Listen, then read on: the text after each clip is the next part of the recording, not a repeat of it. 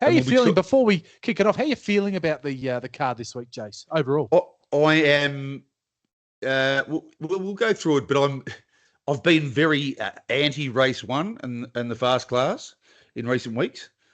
I'm very keen. I'm quite keen on play. The map is just so predictable in that race. Yep. I'm pretty keen, but I reckon I'll be attacking 4 or 5 races and probably giving a wide. There's a couple that I'll be giving it a seriously wide berth to, but it is the same as always, Mr. Cody Baby Goose Winnell, that we don't have the prices. We don't. And I could be lured into a couple of races that I'm not mad keen on if you just offer me what I need. If you just show me the money. Good move, that. And I could get lured in. I'm overdue to watch that again. If you just lure a little bit of bait there with the good odds, J-Bon will come snapping. Jordan, apologies behind the scenes. The producer, I didn't take any break between the review and race one. So, make sure you step that up right. J-Bon, the first is as he takes off the headphones. Now, let's keep rolling, Jace. Right. Race one, the Allied Express pace over the 1720. Crime Rider, my black booker, has come up from the pole. But I've got a little concern about his class right at the moment, despite what I said earlier. But the more I think about this race, the more I think if there's to be a blowout, it's him. Well, put it this way. I normally spend a significant portion of time when I'm doing the form on the maps. This is, I would say, I can't remember a race where the map seemed so set in stone and so obvious as this opening event, the Allied Express pace. All right, can I throw what my map is then? Because I rate you as a cartographer 1,000 times better, except for the sun and the moon, than myself as a cartographer, yes. Right? I have this going one of two ways, but in the end, I think Fiamma will lead. And I think that Jillaby Jack Sparrow will be behind the leader. Is that what you're saying? No, I reckon Jillaby Jack Sparrow, 1,720 metres, went well enough last week over a longer trip, beat home Captain Hammerhead. Yep. I mean, Fiamma's not going to... A very nice horse, but I'll ask you. Yeah. If you were driving Jillaby Jack Sparrow, would you want to hand up over 1,720 metres? We'll be back with more of this in about 5 minutes. Yeah. That's a good question. Because I think I would. For some reason, I'm just making the assumption that Lockie Cook goes to the front and then hands up to Fiamma, and then Captain Hammerhead is rolling forward. But you're saying what? Fiamma goes forward, doesn't lead, so just grabs hold, settles 1-1, and Captain Hammerhead goes to the chair. You're worrying me now, but yes. I mean, I just thought this was set in stone. Jillaby leads, Crime Rider behind the leader, Cosmo 3 poles, Captain Hammerhead the breeze, Fiamma 1-1. And I'll tell you part of the reason why. Well, I just think Jillaby Jack Sparrow is going well enough here to, why would you? But beyond that, I don't think, pardon the pun, I don't think Captain Hammerhead in the breeze is going to hammer Jillaby because it'll have Fiamma on its back. We've already mentioned Crime Rider went great last start. Cosimo is an opportunist who will very much enjoy a peg line run. So if Captain Hammerhead puts the foot down, you're leaving yourself vulnerable. So I'm thinking if I'm driving, I'm not, by the way, there's been a driver change. I won't be on Jillaby Jack Sparrow this week, but if I was on it, I'd just be thinking, get to the front. Yep. And I reckon we can just go even time here and just rip home a quarter and a half, and may the best horse win. Cookie Monster's on it, not you, Jace. So that is confirmation. You've got a stat here. He's a very talented driver. He is, my oath. Let's have a look at your stat here, Jace. You've got Crime Rider, the feature of your first stat on the screen now. Record when trailing, 6 starts, 3 wins. That's a 50% record for those pulling out the calculators there to work out 3 wins out of 6. Not everyone can do it. It doesn't sound overwhelming, and a lot of the stats this week, the data profiles, the snaps, aren't as definitive or declarative as they have been in recent weeks. But what's Crime Rider's overall record? How many races, how many wins? He said he hasn't won since 2022. Yeah. Let me just call up his record. He has had 92 starts for 13 wins and 23 minors. So 1392, 5, 6, 7, 8, 8, 7. So that's just outside 1 in every 7 starts. Yep. Right, overall. So this is quite big, isn't it? If you're winning 1 in every 2 starts when you're behind the leader, now, according to you, he might not be behind the leader, but I think he very well could be. And a weird one is Cosimo. I had to look this up because you think of him as a 3 poles horse. He doesn't win. Yep. But 17 times from 3 poles, which many people would say is, a tough position to even place from. 10 placings. So if I can get a place price about Cosimo, in fact, I'd be happy to back them both a place. I reckon you'd get $4, wouldn't you? Maybe even $4.50. Cosimo the place. Well, if I get $3 or something similar for Crime Rider, and then $4.50 for Cosimo, you could have, 50 and 30 or 50 and 25, and you can come away with a win. Now, if they both finish on the dice, fantastic, but only one of them has to. Yeah. I'm confused about this race, so I'm probably not going to play it. My map is different to yours. I've got Fiamma finding the top and Jillaby, Jack Sparrow on its back. Fiamma's frontline record in Victorian starts, 16 starts, 11 wins and 3 placings from the frontline draws. Second line, 6 starts, 2 wins. Clearly goes very well from the front. I mean, goes pretty well overall. So I guess those stats are... He's not a blazing beginner. Neither is Captain Hammerhead. They're not going to get there. I mean, Jillaby Jack Sparrow is going to be there with pace. It's just then it's decision-making time, isn't it, Case? Yeah, I've seen it. I have seen Fiamma ping out a couple of times for Mark Pitt, normally from wider barrier draws. There's no way to have the natural speed to no, Jillaby, though. Not at all. But I think it can come out, knowing that, let Jillaby ping, just come out though, and then attack. But I guess my map depends on what Captain Hammerhead does. If Captain Hammerhead was to jag back, well, I guess then Mark Pitt decides, well, I can just sort of sit here and we'll all just drop anchor. What was interesting is that Fiamma, when the market opened, Jace, opened up longer than I thought it would be at 380, and there's been no money for it. It's out to 390. Hence why I don't really want to play the race. Jillaby Jack Sparrow, maybe confirming what you're saying, $3, not much of a change, but into 280.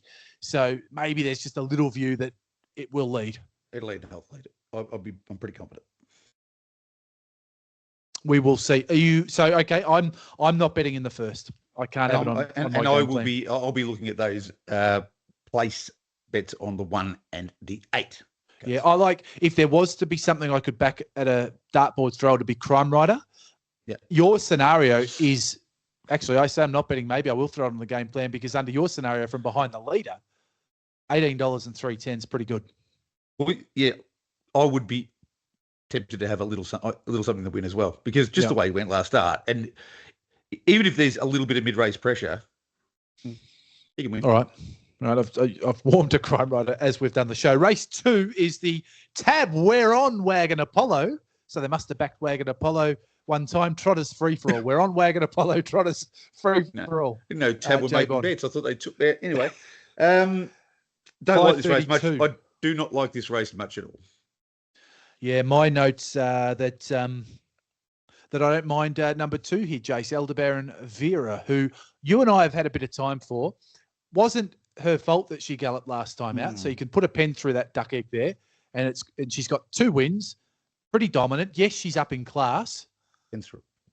But Aldebaran Zeus, massive question marks over how it's going. 1 overall, okay, going really well. Drawn the back row, however. Mufasa Metro, very talented trotter, but first up from a spell. You can get $5.50 about Aldebaran Vera with Tab. I'm pretty happy to play that. You're in rare form, rarefied air at the moment. Mr. Win Nell. Taye in the wind, Nell. Jodie Foster. We're together on this. If I was to, my top tip is Aldebaran Vera. Yep. Right?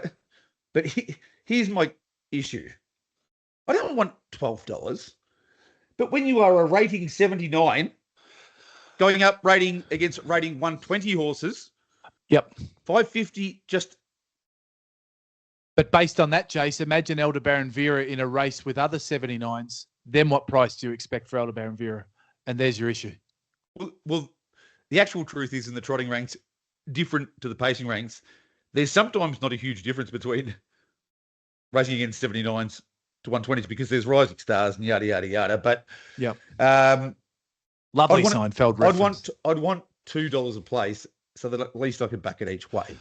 Yep. I'm going to be going one of my trademark 1x5 type bets or 1x3. It's $5 and $1.80. I want to cover myself with the place because I'm super confident that it'll be running at least top three. I will make this one prediction for the race. They will go like scalded humans in the early part.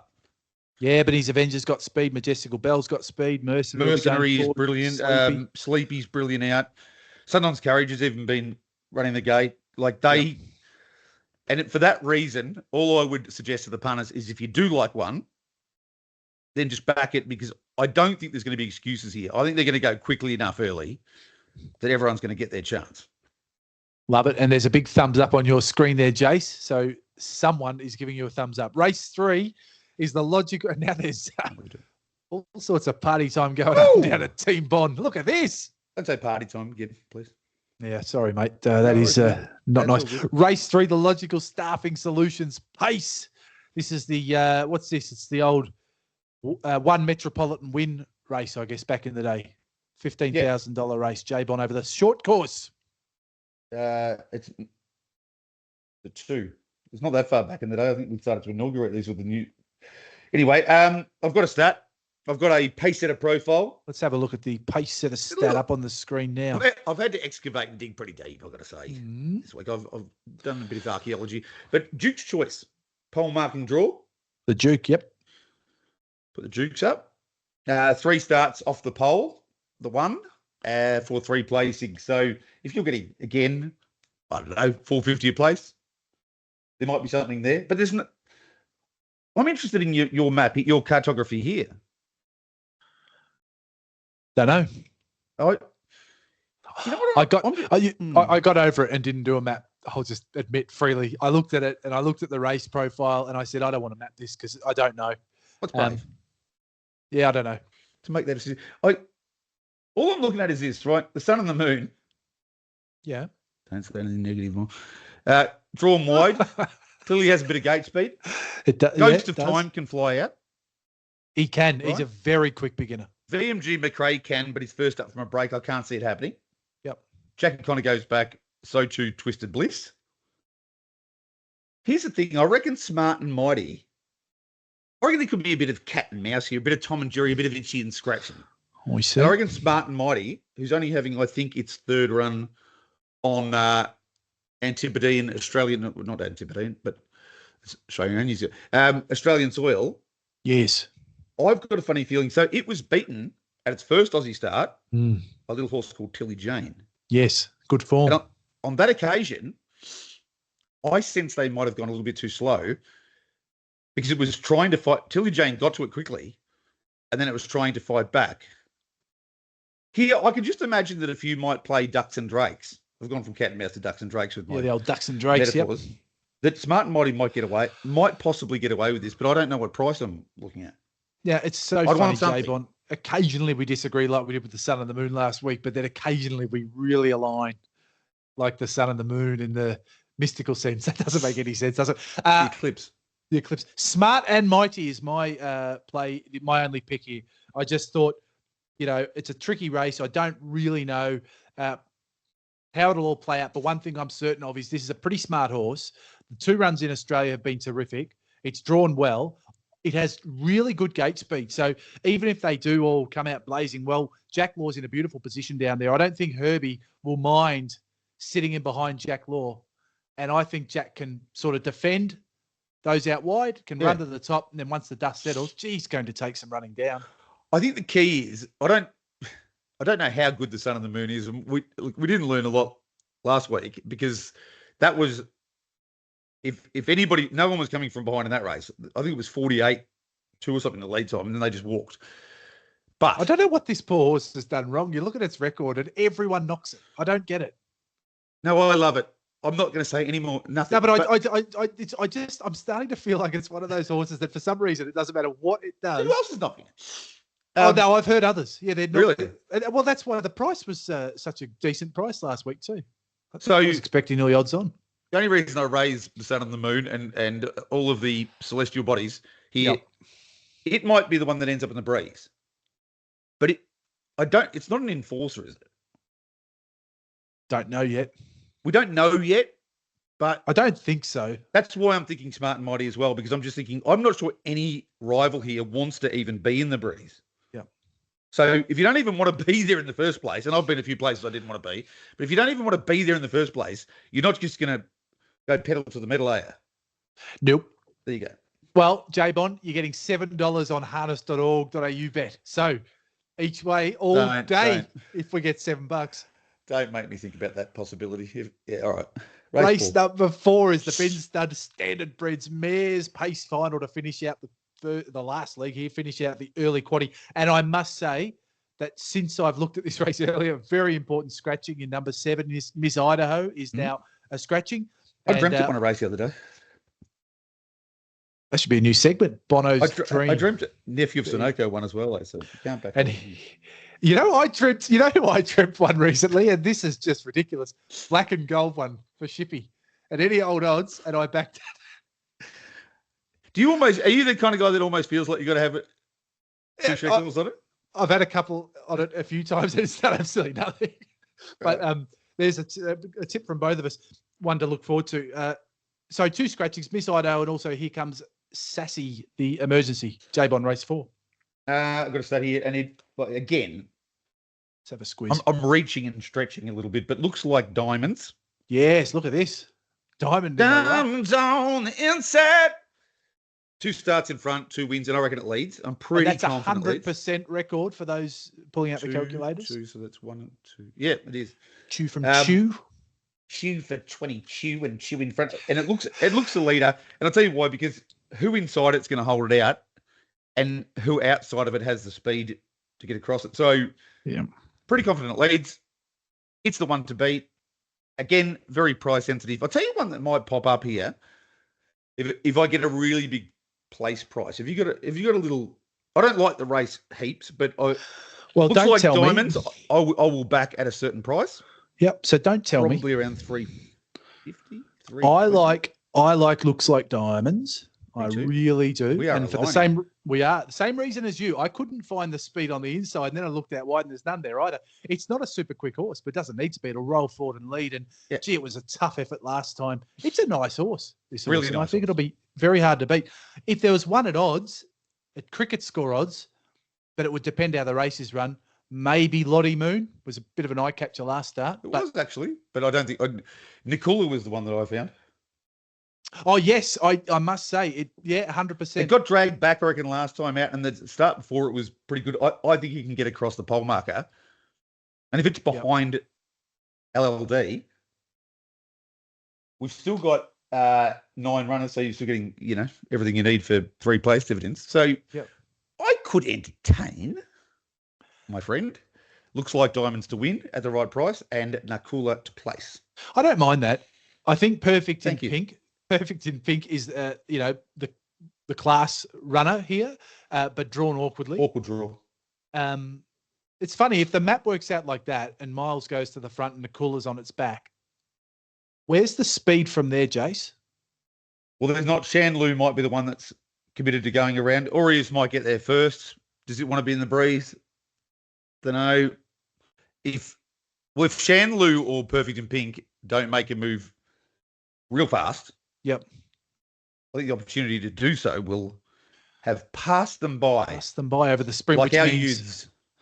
Yes. Oh, that is sad, isn't it? Look, on a better note, looks like diamonds looks like a really good bet. And I actually like that Nakula. The Nakula play for a place in that scenario is pretty good stuff. Do you ever get this, guys, that you're talking about a race and you've got one opinion and then your mate agrees with you, and then I said 320 about. I'm happy to take 220 at the moment. That looks like diamonds.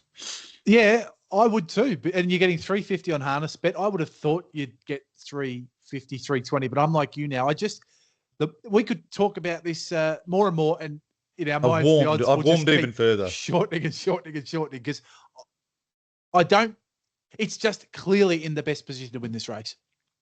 Well, the fact that it's so likely to find the front, and that there are obstacles and impositions and burdens for the rivals, for the major rivals, and I don't know if any of them are necessarily even better than looks like Diamonds. Yeah, true. And if they are, it's a very small margin, isn't it? When you look at the run it's going to get compared to them. Yep. I said Perfect in Pink was potentially the class act. That might be a little bit historical. I think looks like Diamonds. If you said to me which horse would I like to own in this race, I'd probably say looks like Diamonds going forward. Very good.